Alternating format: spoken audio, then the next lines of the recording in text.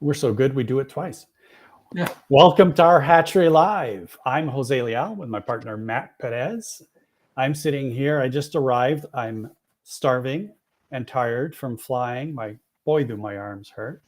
Um, Landed in Lisbon just an hour or so ago. And today we've got Timothy Kaczynski. Welcome, Timothy. So tell us a little bit about yourself, first about you, and then we'll get into OxtailLabs and what you're doing and facing ourselves and what that means. Hey, Welcome. good to go. Thank you for having me. So yeah, diving straight into it. I started out a career in IT straight out of high school when I joined the Marine Corps. Served there for about 5 years and found myself into defense contracting and working through various IT challenges.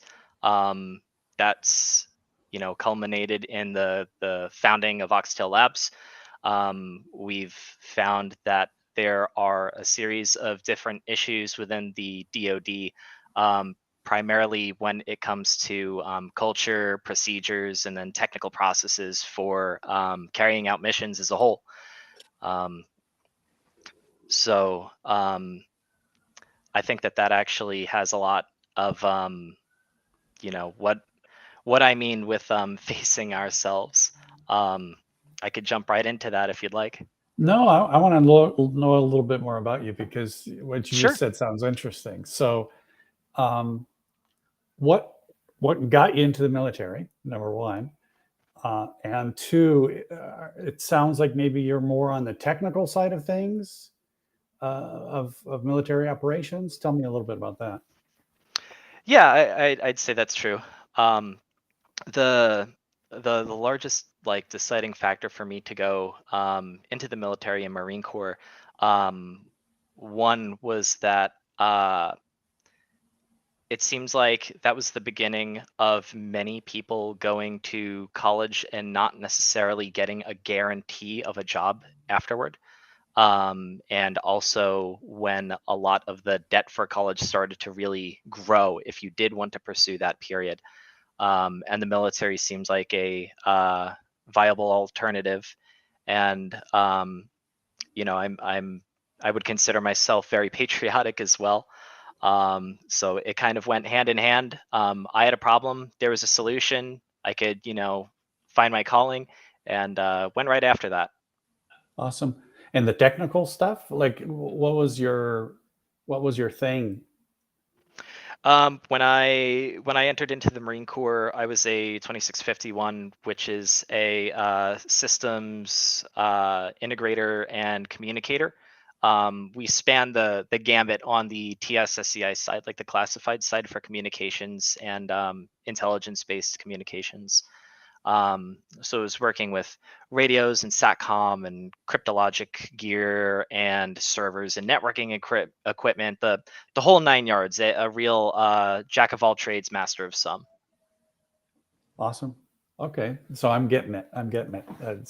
It sounds like a from your personal perspective, you were like, I want to do this stuff, and the best place to do it, not having to go to college and pay for it and all of that, is the Marines.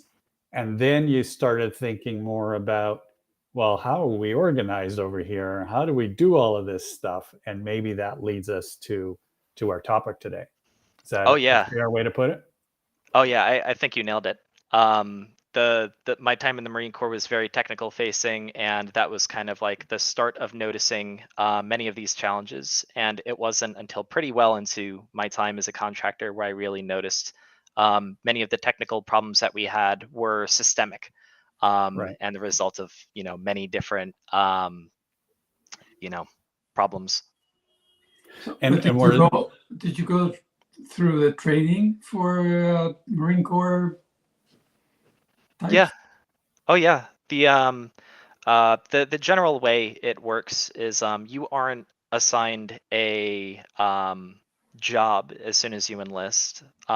You're assigned like a grouping of jobs. Like you may fall into, I don't know, a certain cluster of jobs. And it's the same for everyone. You do boot camp, you do MCT, Marine Combat Training, or the infantry equivalent, which is escaping my mind right now. And then you have follow-on training for the job itself, whatever it is that you've been assigned. Great. Awesome. I'll So- make sure to never piss you off. So No. I'm a warrior in a garden. I can't. So now you're finding some problems. You're seeing that they're systemic in nature, Mhm. and that leads you to start thinking about what? Well, there, as a whole, there in IT right now, many different organizations are looking to implement Agile and DevOps, or DevSecOps, if that's the word people choose to use. And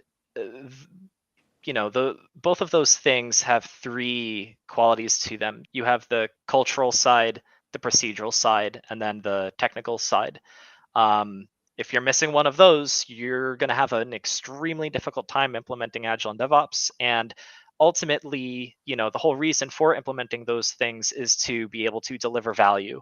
And that value may be like mission accomplishment, or it may be ensuring things move smoothly in a certain regard with the military, or one of those things, right?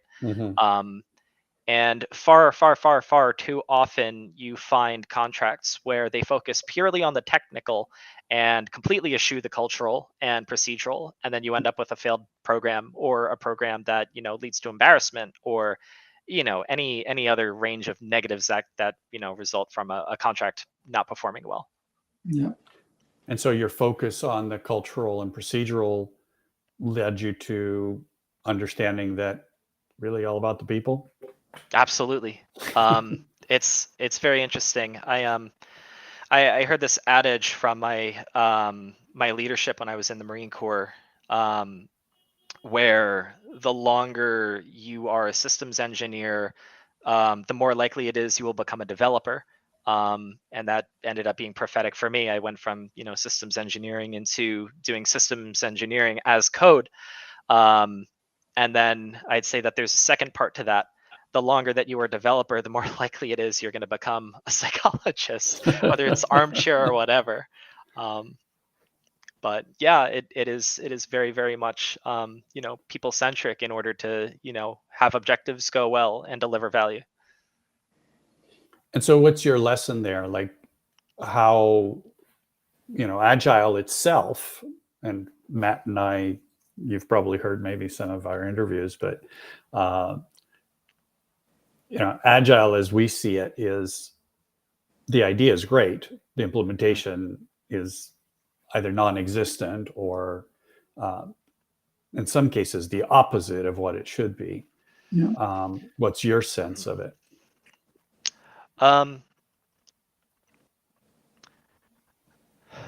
So as a whole, like where can I start with that? And I think, and answering myself, I'm sorry.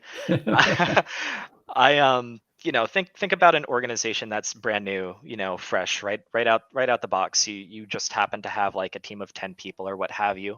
The first thing that you really want to establish is like, how are you going to get that work done day to day? And that's kind of like my definition of culture as a whole. It's not ping pong tables in the office, although that is nice. It is very much about the smooth flow of work. So coming together with that group of people and setting like different ideas and tenets and practices that you would like to have, I feel like that's vital when you start doing this, and having a discussion behind like, what would you like from work every day? How would you like the work to be done? How would you like to be treated at work? Things of that nature. And also to some degree, you may have to be very you know open and aware of the people that you are talking to. One of the primary things that I've seen, and kind of getting into more of a sense of what I wanted to speak to specifically, you find a lot of developers and engineers and other people that are high performers have a significant amount of trauma. And there was a study published not too long ago where it was something to the tune of 75% of high performers, high achievers, regardless of industry, have experienced some form of trauma in their past. And, you know, if your people who are doing the best work, the most work, are, in this state, how do you support them? How do you really support them? If just sending them off to a mindfulness lesson may not be great, but, you know, opening up the floor and having better communication, more frequent communication, more candid communication, dropping some of the, I don't know, dropping some of the platitudes and cultural things that don't necessarily make sense. Would it be fair to say digging deeper? Yeah, like avoiding being passive aggressive. That there are some companies that are going for like a no drama approach to their communication, and like defining that word for word what that means. I think GitLab is an excellent example of that. They have an entire handbook that's free online for anyone to read over how to do like communication and collaboration and digging deeper like that. Mm-hmm. What was the name of the organization you said? That handbook? That is GitLab. GitLab. Okay. Yeah. Overall, GitLab has been amazing for figuring out a really good place to start with culture and communication. And there's the technical side as well, but as far as the culture and process goes, I've been hard pressed to find another that has information available like that. And then digging into psychology articles showing like why this certain thing works, why this other thing doesn't work. The one that comes to mind right now is the concept of having short toes, where people say like, oh, I don't want to step on your toes. It's a reference to that, keep short toes. If somebody is doing a piece of work, let them, why is it such a problem if someone is, trying to add value and collaborate, and it just happens to like do some of your work? Isn't that a bonus? Or is there like an ego component, tied to that? And, that person, quote unquote, stepping on your toes is making you feel bad or insecure. And that's where we have to get deeper. A lot of people walk through life with different insecurities that they haven't faced. Many people aren't ready to face them, and that's totally fine. And it's not a judgment call on that particular human being. But it's still there. And, we need to work with those people and around those people.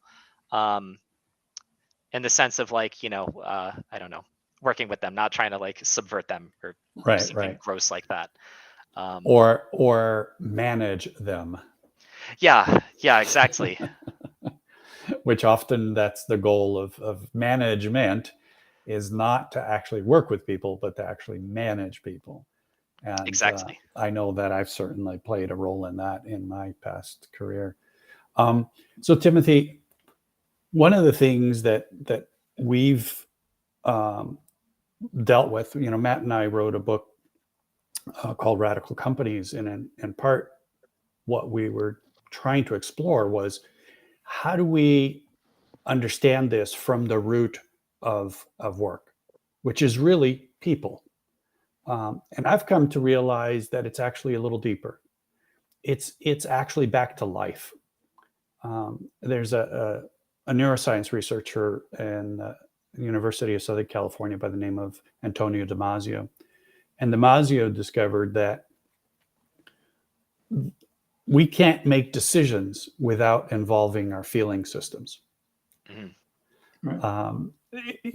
We thought that when we were making rational decisions, that they were purely rational. In reality, the rational sits on top of the felt sense of things of the world. And so when we decide to make organizational decisions, we're not doing them dispassionately, though we think we are, right? Right. And we say that we are, but in reality, we're not. And so part of what we've learned is that life itself requires that there is meaning and belonging in our environments. And so often we get managed out of both. Mm. We get managed out of meaning by the fact that it's just a job, come and do it. We don't have time to tell you all about it because, other layers of management knows what's going on. You're just going to get some basic details here and just get it done, right? You don't need to be intimately familiar with what's going on. That's somebody else's job. Your manager may not even know Your why. manager may not even know. He's saying, hey, move that box from here to there or else. And and that's it. So it's an error of information, and the results when they go back up, they go, oh, we didn't want it blue, we wanted it red, and it's that kind of ping pong. Have you run into that, by the way, in your job? Yeah, absolutely. That's almost constant.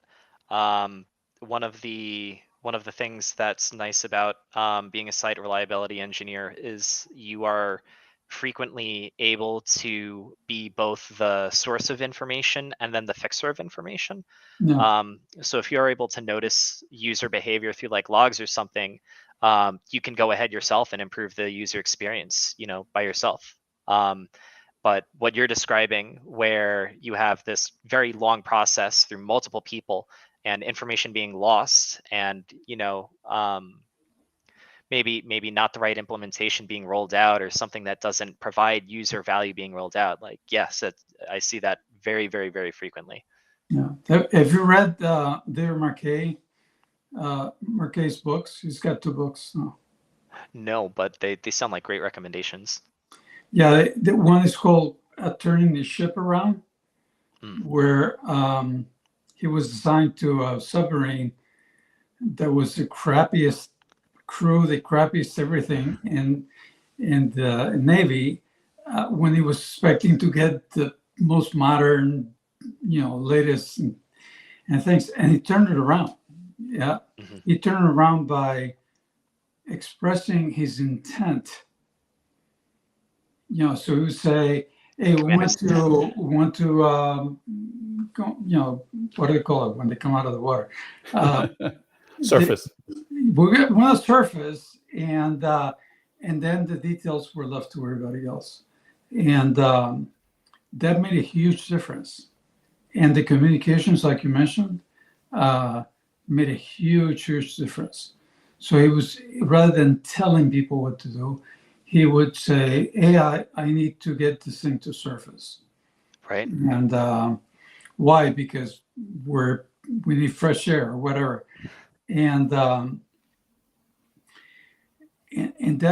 seemed to make a big difference. His latest book is called Language as Leadership, or Leadership as Language. I don't know, one of those two. And it's also very good in terms of practices and stuff like that. So I recommend Dave Marquet highly. But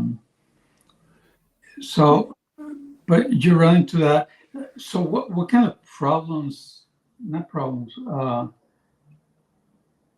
what kind of areas did you run into that are problematic, that, oh shit, this is an obvious fix, so how do I fix it? What kinds of those kinds of problems have you run into? Right. I think I could do a really good loop of, the technical that led into the cultural. Yeah. So one of the best ways that you can manage an IT environment is to be able to make small meaningful changes that are well tested, that can be version controlled and deployed frequently. Kind of like summarizing DevOps right there. Yeah. And in order to do that, there's a lot of bureaucracy that goes into the DoD in many areas.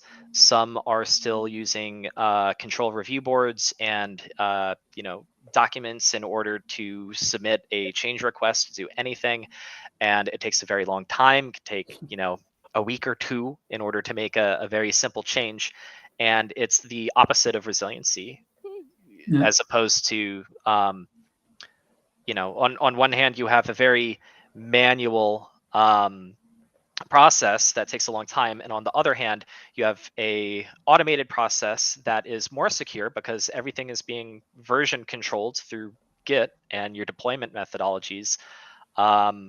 And it can take a lot of work on the people level to get something like that rolled out. It's allowed within the government, but many times you may run into leaders or security offices that may see that and just right off the bat forbid it. It's a knee-jerk reaction, just going, no, we can't do that, we won't do that, and it ends up harming the mission. Period. You can achieve all of those results, in a modern way. It's just there's this person level, and then it gets into why is there a knee-jerk reaction? What's going on there? And in many ways, people within the DoD will get indoctrinated into a certain form of fear culture, essentially, where there's no psychological safety. Everything you say is politicized, and if you say the wrong thing, I mean, someone will either passive aggressively kind of attack you or try and make you look less intelligent in front of a group of people, or try and say this is impossible, this is going to harm mission, and where what's the root of that?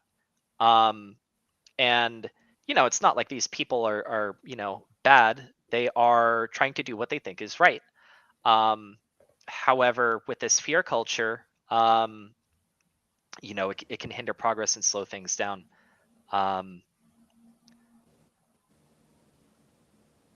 So with that, it can be wise for leadership to step in and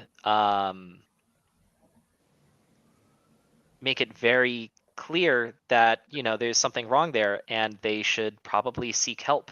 And that is such a difficult problem to navigate. If you tell someone you need to go to therapy, that is like a punch in the face most of the time, from a social context. And from there, it's also like, why? I mean, we see a doctor once a year for a checkup. We see a dentist once a year for checkup. We're not seeing a therapist once a year for checkup. We only see therapists if not my idea. If you're crazy, or if your life is falling apart. But that's not true. It very much can be preventative maintenance, and especially in the very fast-paced, high-stakes arena of the DoD. It's an excellent idea. If you have the ability to go and do that, go do that. And you can help yourself escape from that fear culture, regardless of what the rest of your leadership may be doing. And what if... Sorry, go ahead.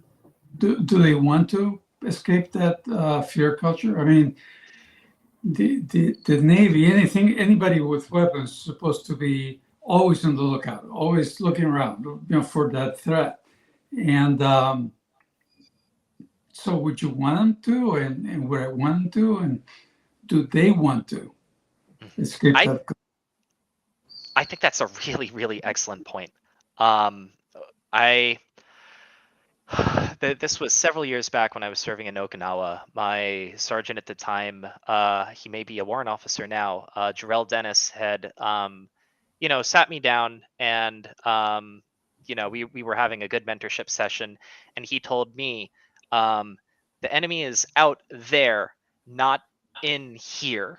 I had a confrontation with a peer, and it's not like we were brawling or anything, just a difference in ideas, and that applies here as well.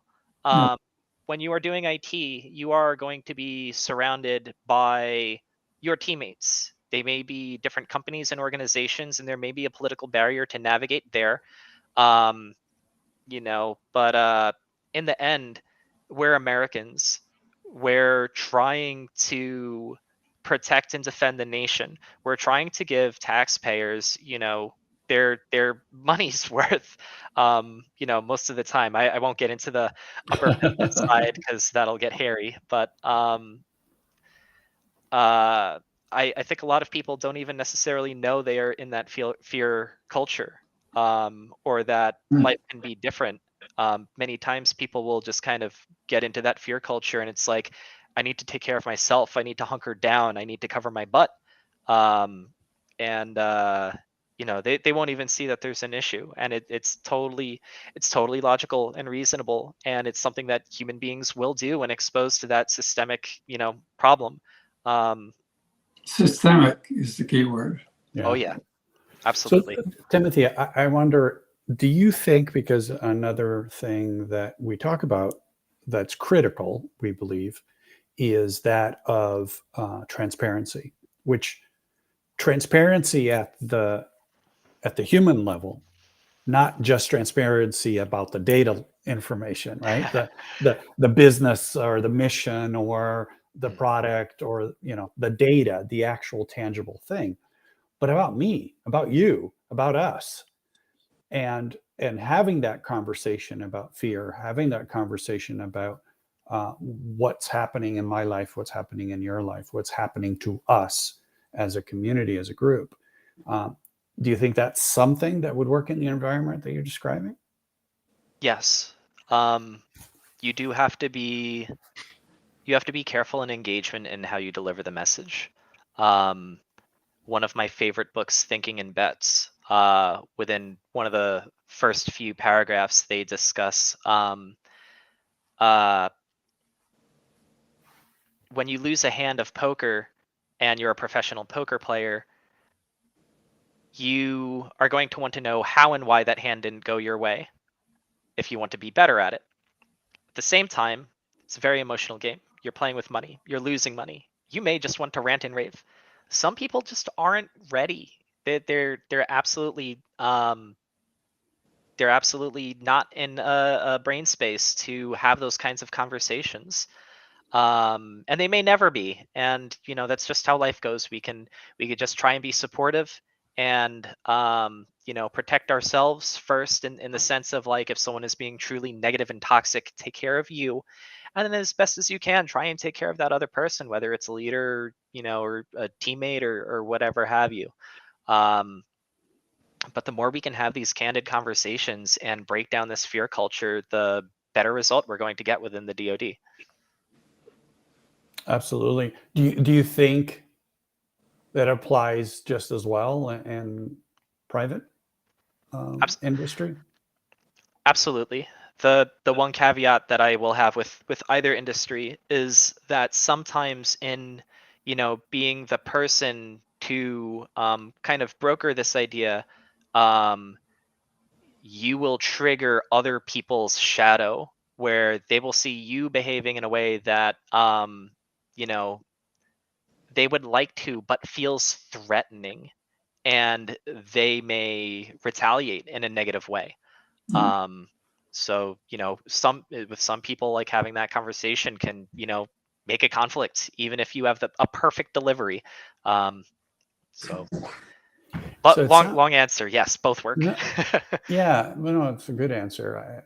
I think that's true. I wonder, because this is getting to the meaty part of the conversation. Fair. Because the reality is, for me at least, that when we're dealing with individuals and an environment that traditionally does not deal with individuals as human beings, but as roles, as positions, as titles, that we're talking about a totally different paradigm. We're talking about dealing with people for the first time in many organizations. In most organizations, I believe, we're dealing with roles, positions, titles, Mhm. and we never actually talk about the person. I mean, Right. we might as individuals with one another, have our coffee chat or our lunch chat or our getting into the office chat, but we never actually, as a community within these organizations, talk about ourselves in that way, right? That's private stuff. We leave that outside the door, right? The feelings, the emotions, what's happening to us in our daily lives. So how do we transition? You said the first thing you said of those three things was culture. Mhm. How do we change that culture from ignoring the human being to focusing on the human being? Is that a fair question? Is that um, is that what we should be doing? And if so, how do we do it? Yeah, absolutely. Um, I will take I will take a page from the armed forces as a whole, and specifically like high performing teams and groups. Little bit writing on the coattails of Simon Sinek, who does an excellent presentation over like what makes a team of Navy SEALs, and it does come down to culture. There's a there's a quad chart that he goes over where there's high trust and high performance, and you would rather have someone who has high trust and mid performance over someone who has low trust and high performance. So in many ways, it is teaching teaching leadership and management how to you know greater foster trust in those environments, because we are I'll call back to what you were saying earlier. We are making rational decisions that are layered over emotional decisions. If there's a lack of trust, you're going to have a hard time making a rational decision. So it's a leadership driven effort, using best practice psychology and business management techniques. It's really just prioritizing those things and then living them. Culture is a lagging indicator of what we do day to day. So taking these concepts and living them is you know the way. You could start at any time. It's just Right. starting. I wonder, you said teaching. Go ahead. Go ahead. Go ahead, Matt. Oh, I was No, going I to was say, just going to say that. Gentleman's shuffle. No, he's doing this on purpose. I know he's pulling my okay, chain. so you indicated, as you were talking about it, you indicated a 2x2, where trust on one side and performance on the other, I think. Yes. And you said, I'd rather have one or the other. And what you really want is high trust, high performance. And what Jose was talking about is trust comes from knowing that the other guy has two kids, but he has the pain on the right side that doesn't refuse to go away. And instead of grass, it's a sand, he's going to replace it. That's where trust comes from. It's knowing who you're dealing with as the who. That's why Jose kind of pushed you to who are you? Who are you at the beginning? And so, and that's where meaning comes from. That's where belonging comes from. So I may be dealing with a guy that has two kids and this and that, a lot similar, very similar to me, and says, I like to kill chickens with my bare hands. I go, oh, I don't want to belong to that group. And so, but how do you bring? I think the question was, how do you bring that one way or the other into this triangle of culture, technology, and now trust? I'm going to jump in, Timothy, because what I heard you say was teaching, and and one of our guests a few episodes ago was from Seoul, Colombia, and Seoul stands for self-organized learning experiences. And one of the things that I loved about that conversation and that topic was that when we take the approach that we're going to learn together but not teach, that we're going to take the approach of there's something we want to do, and if one of us comes in and tells us what it is that we're going to do, then I'm not really learning anymore. I'm being taught. And that automatically sets us on a different path of me saying in my mind going, well, what is it you want me to do now? What is it, why are you telling me this? There's got to be a point of advantage for you if you're the one that wants me to do something. And so this level of trust, I think, is diminished in an environment of teaching. That's fair. I think that makes sense. I can empathize with that really heavily. I'm an autodidact. I teach myself. I have no college to speak of, but I've been in the DoD IT realm for 16 years, still relevant, and minimum training just to check boxes. So I get the autodidact part where people are teaching themselves. The doing it within a group is very interesting. I had never considered that before. Most of the time what I see is people will be teaching themselves, but it will be very isolated and there won't be a community around it. Exactly. Which that's very interesting.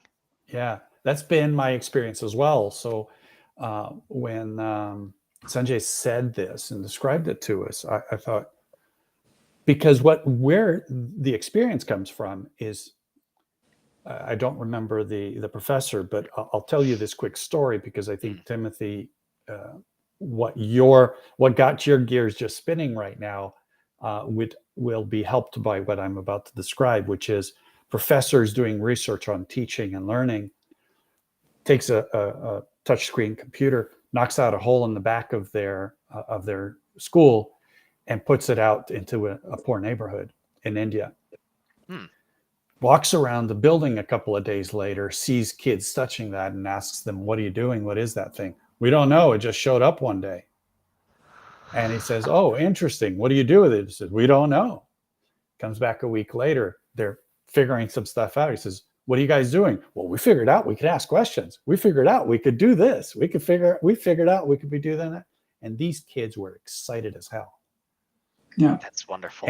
And what he realized is that they were supporting each other and teaching each other with stuff, not from, I need to teach you this, but guess what I just found out? Yeah. Right? No, that's a really good point. Fostering community is a pattern that, I've noticed, exists throughout areas that, perform really, really well. Software development itself, we are trying to solve problems for human beings. So there's a community aspect there. There's teams of people that are working together in order to write that software, and then teams of people that are getting that software out to people to solve problems. It's all communal in the end. Exactly. The macro really mimics the micro, and that's really awesome with teaching and hearing that. Yeah. Software, I guess it's atypical in the sense that it's more communal based. And I worked at a company that self-learning was a big thing, but not self-learning for me. So self-learning for a group. Sometimes we would ask a question, knowing the answer that you came up with, to see what other answers came out. And that's very powerful. That's very powerful. If it's okay, there's one thing that I wanted to just loop on that I didn't know where it fit well into the conversation, but if I may, there's another part with getting getting through fear culture, especially communally, and that's flat out courage. Yes. Having courage to be vulnerable within a group of people which is absolutely terrifying for, I think, the vast majority of people. Because when you are vulnerable, I mean, there's the potential for you to be hurt. And that's in my head one of the only ways to really get people to have trust is by trust begetting trust. Exactly. Exactly. Yeah. And I think you said it right there. It's really about someone opening up and saying, I'm going to be vulnerable. And someone else goes, well, if he can be vulnerable, I'm going to be vulnerable. And it starts the chain, right? Yeah. It is about somebody stepping up, and it doesn't have to be a traditional leader. True. It can be bottom up. It can be bottom up. It can just be anyone who's willing to step up and do that. We said we were going to keep this one short. It's already 41 minutes. Let me add one more thing. The painter, Henry Matisse, said creativity takes courage. And that's what you just said. Exactly. Because it makes you vulnerable. And what you learn your whole life is don't say that. Don't say that because people can use it against you. And I imagine in the military, that's way up there. Yeah. It falls back to fear culture. If you like say, Exactly. why are we doing this? You can get, someone will say like, oh, you're dumb. Don't ask that. And then there that goes. Yeah, absolutely. By the way, what's the first language you learned? If you count it, I would say PowerShell. The DoD is very Windows heavy. So PowerShell was my first, and then I think I did Ansible after that, and then Terraform, Python, and then like bits and pieces of different database-oriented languages like SQL and whatever. So we got a guy that knows Python. There you go. Okay. Yeah, some bash. Yeah, both Jose and I are nerds, I guess. Hell yeah. I'm about it. Don't be so vulnerable, Matt. Oh, you're gonna use that against me. Matt, do you want to introduce our next guest? And next week we have Leal. I think it's pronounced Flagging. And I think because it starts with a P, but it's German, so I can pronounce it any way I want, and I'm going to be wrong. In any case, we're going to talk about overcoming command and control management for good. And Leal has been at this for a long time. We did a lot of research on his work when we were writing our first book. And by the way, that's our first book right there, Radical Companies. And if you want to buy it, we won't have anything against it. And this is the one that's coming up, is in detail. But it's thick too. It's a lot of pages. But anyways, we know what Leal is doing. We know his work and stuff like that. So looking forward to talking. Looking forward to it. Yeah. Well, Timothy, I hope you enjoyed it as much as I did. I thought that was nice getting into the details, understanding what makes you tick, and understanding the work that you are doing and have done, and the direction that you think both the DoD and private industry needs to go. And certainly those of us who are radical sounds to me like are in alignment with what you're talking about. Yes. And so thank you for your time. Thank you. Thank you for having me. I enjoyed it as well, very much. Awesome. Have a good one, guys. See you next week. There we go.